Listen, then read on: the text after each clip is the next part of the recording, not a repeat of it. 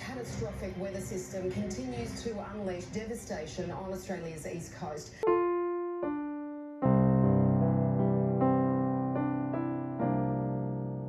The water rose high, we can cross o'er, and neither have we wings to fly. We begin with the unfolding flood crisis in New South Wales and Queensland. As we go to air, houses are underwater, towns have been isolated and residents forced to leave their homes.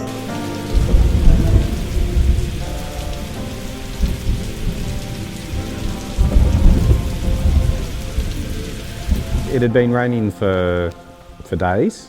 It even, I guess you could say, felt like weeks. It was just, you know, a particularly wet summer. We kind of finished up a pretty normal wet weekend inside, watching movies, you know, making lunch, that sort of thing. And we're in watching television on the Sunday night, and Dad had sent through a message to say there's evacuation orders for Mullumbimby. That was the first we had heard of anything. So we'd kind of scoured the news a little bit and still found nothing, still heard nothing official. And kind of just went about our evening, and at probably, you know, 3 o'clock in the morning or so, Tegan said then that, you know, she just had this weird feeling. It had been raining pretty heavy consistently for 12 hours or more. And there was no water in the backyard, nothing out on the street, anything of that nature. So I kind of climbed into bed, and then it was probably around 5:30 in the morning.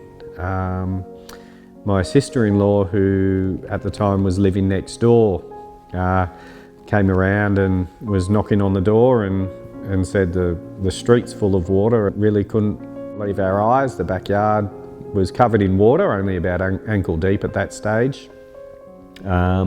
But the roadside out the front was starting to fill up with water, so we got both our cars up on the driveway, you know, expecting that that's going to be enough. We're sort of just sitting around not doing much, being that we really hadn't heard anything official. We didn't know what was going on, if this was expected to get any worse. It kept rising, and it was about that time, I would have thought, probably about 6:30 or so, Marlon had come out of his bedroom. He'd been in there playing Lego, and he mentioned that, you know, there's water in my room. So we kind of ran in and had a look, and sure enough, the water had started creeping in through, I guess, gaps in the brickwork and under the walls into his bedroom, and his carpet was getting wet, and he was playing Lego on the wet carpet. From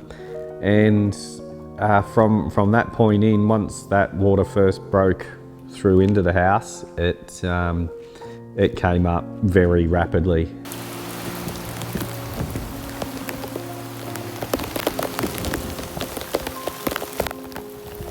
Within 15 minutes, it had gone from a couple of puddles on the carpet to over our ankles, and then, you know, 15 minutes later, it was near our knees. You know, we were lifting everything up that we could. Odette was in a bed surrounded by water, and we, you know, started packing some clothes. Our sister-in-law, her partner and their young son had done everything they could in their place and came over to us. Tegan had reached out to the SES to find out what was going on, and they had suggested that we find a way to get onto the roof. That it was kind of a little bit of an unknown at how high the water was going to go and when anybody could come and and rescue us. We just didn't have a great safe access to the roof to get the 4 adults, the 3 kids, a carton of chickens and a dog up onto the roof and sit there unknowingly. So we used that opportunity to wade across the front nature strip over a couple of the neighbours' driveways to a house next door. It was raised a lot higher. So we kind of assessed how we would get across there and what we would need to do. So we inflated a big inflatable pool boat. We got the chickens in their plastic tub. The 3 kids, we put life jackets on that we could find. We put some clothes in a plastic bag and loaded the 3 kids and the animals into the boat. At this stage, the flood water was above our knees in the house, but as we stepped out into the front yard, it was up to our waists, and we made our way. We sort of formed a bit of a chain, all holding on to the bath and to the pool floaty, and started making our way, over the laneway beside the house and up to the neighbours. And the floodwater was moving pretty quick. It was a pretty scary time. We had put in our mayday with the SES. They were uncertain as to when anybody could get to us. Obviously there was a long list of people needing rescuing. We were extremely fortunate enough to have some friends of ours from Suffolk Park who had a rescue boat that they had, unknowingly to us, already started their journey up to Mullumbimby to find a way to get us out. And it did get to the point when at the neighbour's house, who are their floor level's a good 1,200 millimetres above ours. We were then all starting to wonder if that was going to be high enough. Really, we didn't have many other options than waiting it out. So we were considering trying to get across the water to the 2-storey house across the road. Our friends from Suffolk had made the what seemed like a 3, nearly 4-hour boat journey from where they could safely launch.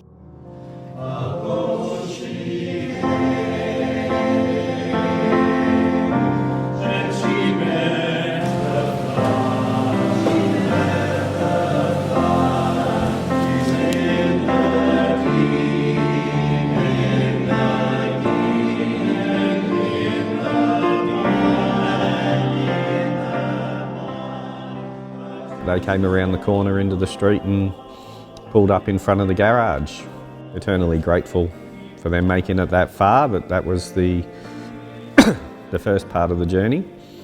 So we loaded the animals, Odette and Marlon and Tegan and myself, into the life raft with the 2 boys, with Justin and Ben, and they, started taking us out through Mullum. It was just such a surreal experience, being in a boat driving through the streets of Mullumbimby to get out. So it was really rainy and it was wet. It was like the water was like dirty. And it was cold. It took us probably an hour to an hour and a half to get from the house we were rescued at to go about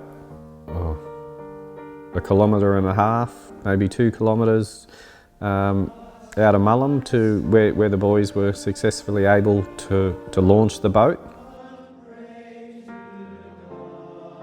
Then we sort of got to the outskirts of Mullum, and there was quite a strong cross current of the water flowing through town that we had to navigate in the boat, which was pretty scary. We got out to the other side of Mullum, halfway to Uncle Tom's, where the boys sort of launched the boat in the middle of the road.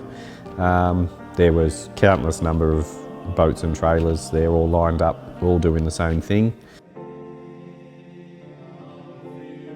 The guys had some dry towels and clothes for us in the back of the car, and we all piled in, and they drove us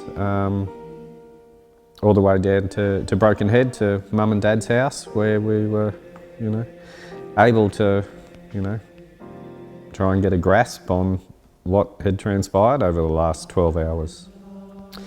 Yeah, so we turned up at Mum and Dad's, still soaking wet. It was still pouring rain.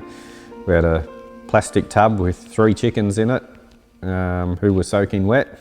We had the dog, who was also soaking wet, and all our possessions in a couple of garbage bags. We were just grateful that we were all together, still alive, and yeah, we're back with family. Before we lost the communications that we did, we had touched base with my sister Carmel and her husband Carey, knowing that they have a business in downtown Lismore. We knew if Mullumbimby was flooding, Lismore would be copping the mother of all floods, which it did. Their business, their livelihood was, completely destroyed. So we were, sending our thoughts and prayers out to them while trying to go through the exact same thing ourselves. When we landed at Broken Head, safe and sound under the roof of Mum and Dad, Carmel and Carey had made it there too. So we were, overjoyed that, we were able to be together and kind of debrief and share our grief and really be there to support each other going through the exact same thing in 2 different scales. We kind of had to decide what to do with our business. We have the post office in Brunswick Heads, so we reached out to some members in the community who were able to go down to the shop and put up a sign on the front window for all our community to let them know what was going on, and that we would do our best to get the doors open for them as soon as we could. The following day, when we were sort of found out it was reasonably safe too, we went back to Mullum to sort of assess the damage.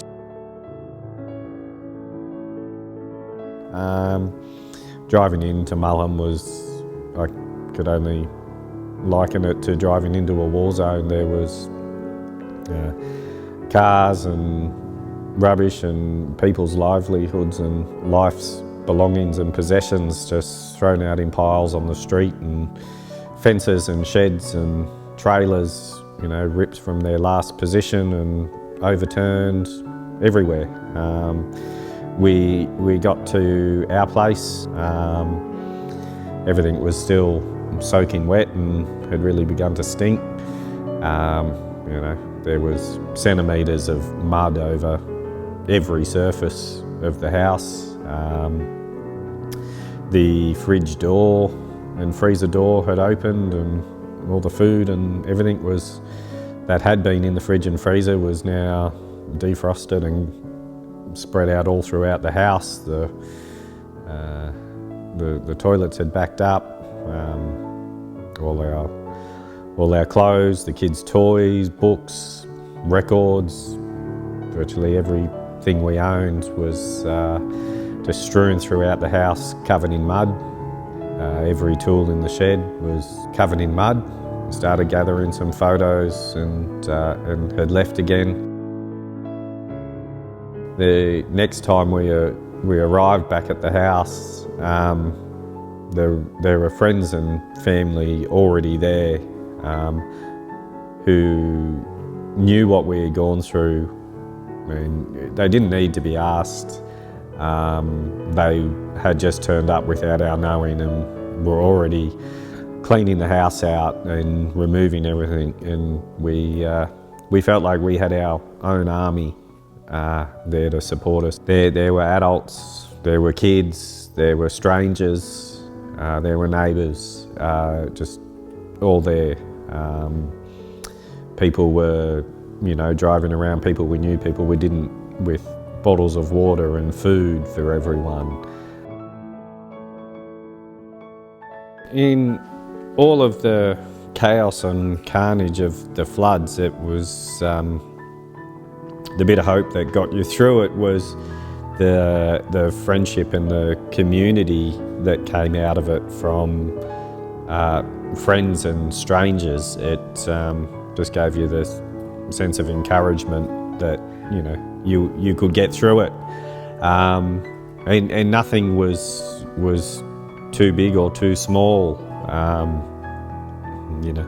One of the kids' friends gathered their pocket change from their money tin and put it in an envelope and gave it to the kids to buy something, to get some lollies or replace something that had lost. Some of the communications that came out of it were from, the kindest, sweetest, youngest people of all. Odette's friend from school dropped off a really beautiful letter for her off her own bat with some pictures and things in it. This is from my friend Rio. Dear Odette, are you okay? Out in that weather, I feel so bad about you. I really hope you get a house. It's kind of really shown us the important things in life, which is, family, friends and community. Without those three things, I don't think we ever would have got through this at all.